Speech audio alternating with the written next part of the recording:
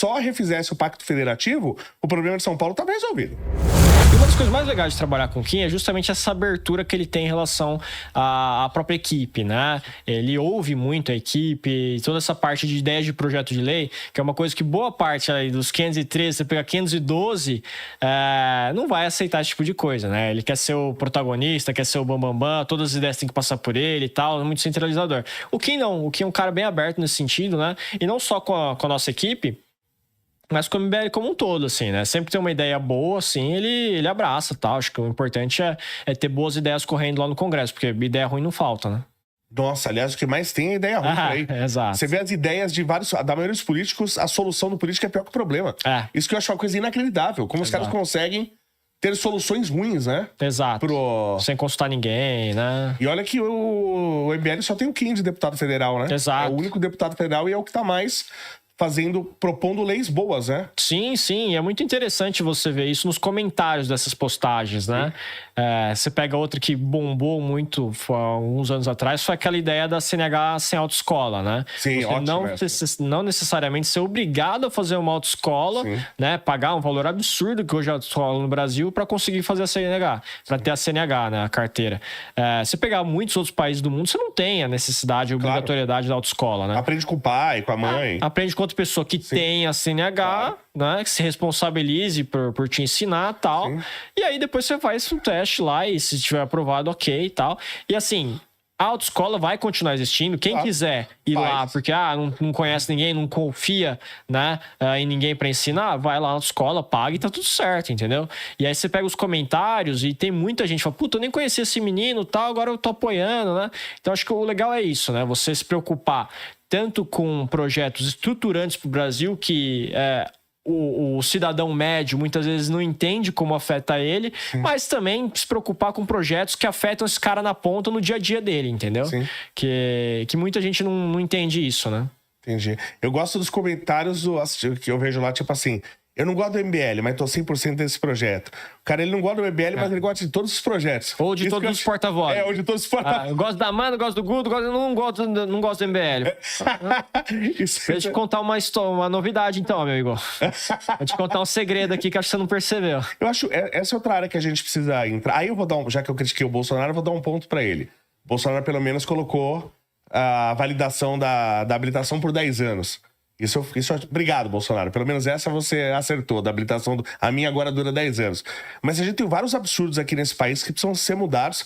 Eu lembro que eu tirei minha habilitação em 1997. Faz tempo pra caramba, né? Assim que eu fiz 18 anos. E aí, quando eu fui renovar, tinha uma tal de CFC, Curso de Formação de Condutores. Eu já sou formado condutor. E tô dirigindo, né? Se eu podia dirigir com 18, agora que eu tô com 23, não posso mais.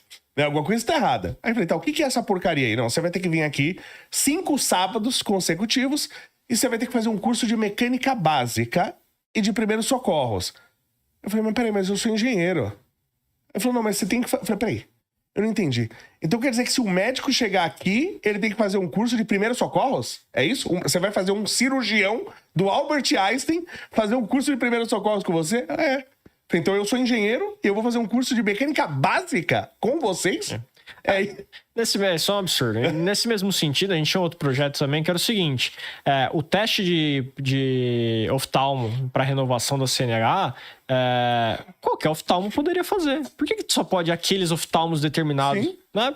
O cara é formado médico, ele é oftalmologista, né? Ele não consegue averiguar lá se eu tô vendo a luz verde corretamente, né? Precisa ser aquele específico cadastrado pelo Detran. Tem que ter o selo estatal. Não, e pior que esse específico. Eu tive um problema, até contei aqui também, no meu último exame.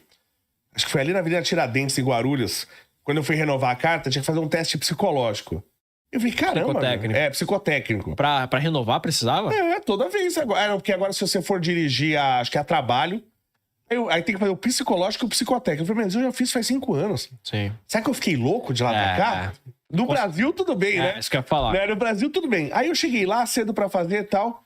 Aí tem um número. Então eu falei, tá aqui o teu número, é o seu celular. Eu falei assim, não, mas cadê o papel? Não, tá aqui. Eu falei, não, mas precisa no papel. Aí eu falei, pô, mas a gente tá em 2024, não sei se você tá sabendo, né? Você quer que eu traga papel? Tem que trazer papel. Aí tinha um impressor, eu falei, se eu mandar um e-mail, você não pode imprimir pra mim? Não. Aí eu voltei em casa, imprimi o papel, né? Porque eu falei pra ela, não, mas eu não posso te dar o celular, você leva o celular e tal. Não, sei. Não, tem que ter o papel. Aí eu fui em casa, imprimi o papel, voltei, dei pra ela, ela pegou o papel, digitou o número no computador e me devolveu o papel. Nossa. Eu lembrei daquele filme Um Dia de Fúria. Eu falei, eu entendo demais esse cara. Esse cara, ele é o único herói é o único são daquele filme e é o cara do Dia de Fúria. É ele, né? Porque o Estado, ele quer te enlouquecer. Por isso que você tem que fazer o psicológico a cada vez que renova. Porque a chance de você ficar louco no Brasil, o Estado quer te deixar louco o tempo todo. Quantos anos você tem lá? Desculpa perguntar. 46. Você jogava Banco Imobiliário, cara? Joguei muito. Então, eu costumo falar que a vida do brasileiro médio, ele é um sorte ao revés do Banco Imobiliário. Só que na maioria das vezes é só revés, entendeu? Você tira lá a sua cartinha e tal. Pra quem não sabe, né? No sorte ao revés, quem nunca jogou imobiliário, você tirava lá a cartinha, vinha lá. Sorte, você se tornou um herdeiro de um parente desconhecido, ganhe 200, né? Ou então, revés, você teve que pagar o imposto de renda esse mês, pague 300, né? Só que aí, na vida do brasileiro, é assim. Você tira a cartinha, revés, a Dilma decidiu trocar o padrão da tomada, pague 300. Revés, a Câmara dos Deputados decidiu trocar o extintor veicular, pague 500. Então, assim, é toda hora, cara. Sim. Você tá sempre tirando revés nessa... E aqui eu falo assim, a gente tem o revés... Falo não, pensei agora porque você falou isso.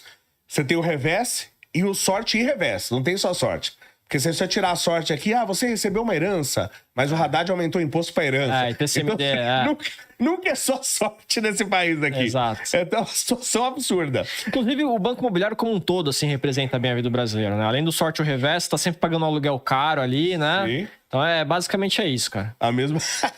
Deixa eu te perguntar uma coisa. Eu ouvi dizer, lógico que aí não é a sua alçada, você é de uma região... Estão votando aumento de IPTU na Câmara em São Paulo? Eu não sei se já chegou, mas eu tava ouvindo falar que ia ter esse projeto, sim. Você sabe qual que é a porcentagem que eles colocaram? Não sei. Agora eu tô curioso, porque eu tenho uma raiva de IPTU. Eu quero acabar com o imposto de propriedade, né? Todo, certo. IPTU e IPVA. Eu tenho uma raiva, porque pra mim é imoral. Eu falo, se existe imposto de propriedade, não existe propriedade. Porque se eu tenho que pagar um aluguel pro governo, e se eu não pagar eu perco a propriedade, ela não é minha. Eu tenho a posse, eu não tenho a propriedade. Então eu sou contra, e é um imposto passivo, né? Você como economista, você pode falar até melhor sobre isso. Eu falo, seu imposto de renda, se a gente admite que precisa existir o Estado, ele precisa ser financiado de alguma forma. Ok. Mas aí que eu queria chegar. Isso. Porque o imposto de renda, se eu trabalho, eu pago. Se eu não trabalho, eu não pago. Eu tenho que ter uma atividade para pagar. O imposto do consumo, se eu consumo, eu pago. Se eu não consumo, eu não pago. Agora, o IPVA, IPTU, imposto de propriedade... Eu sofri um acidente, fiquei em coma há 10 anos e gerei 10 anos de dívida, com o governo sem ter feito nada. É um imposto absolutamente passivo e imoral. Né? Mas aí você acha que a carga tributária desse sistema tributário brasileiro deveria estar mais focado onde? Na renda. Na renda. E propriedade não tem que existir. Você acha que propriedade não? Não, porque ela causa um monte de problemas, né? Vários. Porque, por exemplo, a pessoa hoje, eu lembro isso, ia visitar os amigos do meu pai... Da Volkswagen, das metalúrgicas do ABC, meu pai era metalúrgico, e o cara é mecânico, todo mundo tinha uma casa boa, 200, 300 metros quadrados, às vezes casa com piscina, e o cara era um mecânico. Todo mundo tinha uma casa boa. Hoje esse cara, ele consegue comprar essa casa ainda, mas ele não consegue pagar o IPTU. Então ele tem que viver numa casa pior do que o trabalho dele poderia fornecer, porque o Estado é muito opressor. Porque não era tão caro antigamente o IPTU, entendeu? Não é hoje só que tem o IPTU, ele é absurdamente caro. Então as pessoas estão morando hoje em cativeiros de 10, 15, 20 metros quadrados, que pra mim é um cativeiro, não é uma casa. Ele não recebe luz do sol, ele não tem contato de pisar no solo, a pessoa tá tendo depressão. A gente é o segundo país em número de burnout, sendo um país com 8 quilômetros de costa e um país com muitas praias, um país com um clima maravilhoso, e as pessoas estão tendo burnout. Entendeu? Então, pra mim, um dos motivos... E outra, imagina que eu acabo, que é o que eu sempre falo, que eu acabo com IPTU e IPVA. Certo? Vamos supor, você paga IPTU e IPVA. Vamos supor que você vai sobrar 20 mil pra você no começo do ano. Você não tem mais IPTU e IPVA pra pagar. Você vai rasgar esse dinheiro? Você vai tacar fogo? Você não vai. Vamos supor que você vai viajar, vai comprar coisas, trocar seu carro. Concorda que metade desse dinheiro vai voltar pro Estado, imposto? Primeiro que já metade desse dinheiro volta pro Estado em imposto. Segundo, que eu desrepresei uma fortuna para jogar na economia, que é o IPVA e o IPTU de todo mundo. E eu prefiro, em vez desse dinheiro estar com o Estado, eu prefiro que esteja na mão das pessoas para elas gastarem como elas queiram. Então eu vou jogar uma fortuna de dinheiro na economia. Eu vou gerar, né?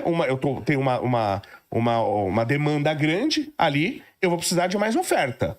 Só que a oferta agora ficou muito mais barato. Porque o cara abriu uma empresa, ficou mais barato o aluguel, porque ele não tem IPTU para pagar. Ficou mais barato o transporte dos produtos, porque ele não tem IPVA para pagar. Não, tudo bem, mas esse déficit que você gerou em relação à arrecadação dos impostos sobre patrimônio, você vai ter que compensar de alguma outra forma, Sim, né? com revisão de todos os contratos.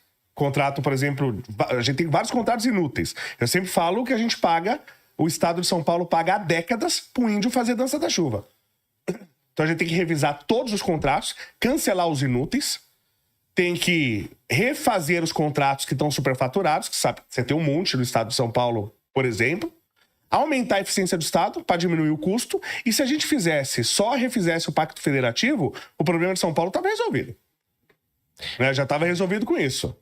Sim, assim, eu fico em dúvida em relação só a você aumentar a carga tributária em relação à renda e consumo, né? O que mais me preocupa... Não, o consumo não pode aumentar. O que mais me preocupa é no consumo, né? Sim, porque no consumo, assim, hoje a carga tributária brasileira ela tá concentrada no consumo. Sim. E quem paga o imposto sobre o consumo é o mais pobre, né? Sim, tem que tirar do consumo e pôr na renda, mas tirar da propriedade mas também. aí qual que é o problema? Que o Brasil, ele não tem gente com tanta renda assim para pagar tudo isso de imposto. Na verdade, metade da nossa... Informalidade. É informalidade. Então, esse cara não paga imposto de renda. Sim. Então, assim, não que eu não concorde. Eu acho que o modelo correto deveria ser em cima de renda. Eu acho que o imposto do patrimônio, proporcionalmente, se for ver, até pequeno no Brasil comparado à Inglaterra, por exemplo. Né? Lá o imposto do patrimônio é muito maior, né?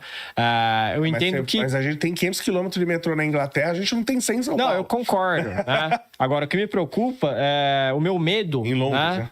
É você acabar jogando isso sobre o consumo porque é mais fácil. O imposto sobre o consumo, ele é mais fácil do governo arrecadar porque não tem como o cara fugir. Claro. Né? Então, se o cara é pobre, se o cara é rico, se o cara é branco, se o cara é preto, ele vai comprar uma bala, um bombom, ele vai estar pagando ICMS lá. Sim. Entendeu? Então, assim, eu acho que é muito sedutor aos olhos do leão jogar isso no consumo. Meu único medo é isso. Mas é que a gente entende, isso também que eu acho o grande erro que a gente comete, porque aqui se trata tudo assim. Se eu tirar imposto daqui, eu tenho que aumentar em outro lugar. Se durante só um ano, em uma única instituição, que é o INSS, roubaram 90 bilhões, que é praticamente mais do que o PIB de praticamente metade dos países desse planeta, quer dizer que está sobrando muito dinheiro nesse país.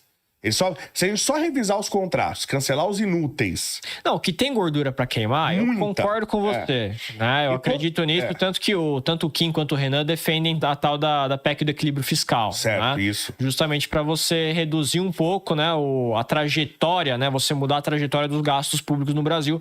Tô com você nessa. Mas o meu medo é que usualmente, do que a gente conhece aqui desse país, não é por aí que a coisa anda. Mas eu concordo, acho que tem que ser esse caminho. Porque o que eu queria fazer em relação ao IPVA, por exemplo, eu podendo fazer, claro, vamos supor, revisa os contratos. Tem um monte de coisa que eu quero fazer, né? Por exemplo, trazer dinheiro de fora para São Paulo com turismo. Então tem um projeto de rotas turísticas em São Paulo, e a gente tem um site nosso tal para a gente vender essas rotas turísticas no mundo inteiro. Então o cara vai ter esse acesso às nossas rotas e qualquer agência de viagem em qualquer lugar do mundo vende. Então eu preciso trazer dinheiro de fora para cá. Já aumenta a arrecadação. Revisa os contratos. Contrato inútil, cancelo tudo. Índio para dançar a dança da chuva vai dançar na casa do capeta. Aqui ele não vai dançar. Todo o dinheiro que eu economizei tantos bilhões. Tantos bilhões vamos supor, é 25% do que a gente arrecada com IPVA. Então legal, então em vez de 4% vai ser 3% do IPVA no que vem. Você entendeu? Então a ideia é essa. Aí eu tô cada vez jogando mais dinheiro na economia, gerando mais arrecadação, e aí eu começo a fazer, em vez de o que a gente sempre faz aqui, que é o ciclo vicioso, a gente faz um ciclo virtuoso. Sim, mas será que tem volume para isso? É só analisando tudo, né? Analisando esses contratos, né? Porque dizem... 1% do IPVA em São Paulo é muita grana, Léo. Sim, mas por que no Paraná pode ser 1,9%? Cara, eu não sei quais são os custos do estado. Eu acho altos também para São Paulo, tá? Muito. O volume de casos que você tem aqui, né? Que na verdade é 8%. Porque se você paga em cima do valor do carro e do imposto, na verdade é 8% em cima do valor do carro, o IPVA Sim. que a gente paga.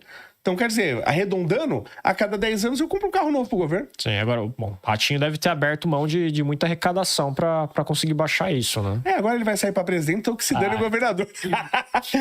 Ele pensou exatamente nisso aí. Eu acho que, não sei se é Minas Gerais, que pra carros de placa vermelha, né, é 1%, né? Por isso que eu vejo tanto carro de placa vermelha. Não, se você, na verdade... É que hoje, com essas placas do Mercosul, você já não tem mais a cidade, né? Sim. Mas carro de locadora era tudo de BH, não sei se você lembra disso. Não percebi. Localiza, Movida, era tudo de BH, por conta disso. Eles registravam o carro lá, né? Curioso que o rico, ele sempre consegue burlar o imposto. Você pega no Distrito Federal, né, lá em Brasília, o IPVA é zerado pra carro elétrico. Sim. Então o cara vai comprar o BioID dele lá em Brasília, entendeu? E aí traz pra cá. Então, O que eu acho um absurdo. Sempre tem um Zerar caminho. no carro elétrico, porque você tá primeiro, é a China que tá produzindo. Segundo, que aí a gente não tem energia aqui porque tá todo mundo na bandeira vermelha. Eu tenho que ligar a termoelétrica a carvão, tô poluindo mais do que o carro a combustão. é a questão da progressividade, né? Acho que o modelo a ser seguido é aquele no qual quem tem mais paga mais, quem tem menos paga menos. Quem consegue hoje comprar carro elétrico no Brasil não é o pobre, cara. O pobre vai estar lá com o carro antigo dele ali que não é elétrico, com certeza, e que paga muito IPVA. Ou seja, o rico, então, que não tá pagando IPVA. Exato. É mais um absurdo.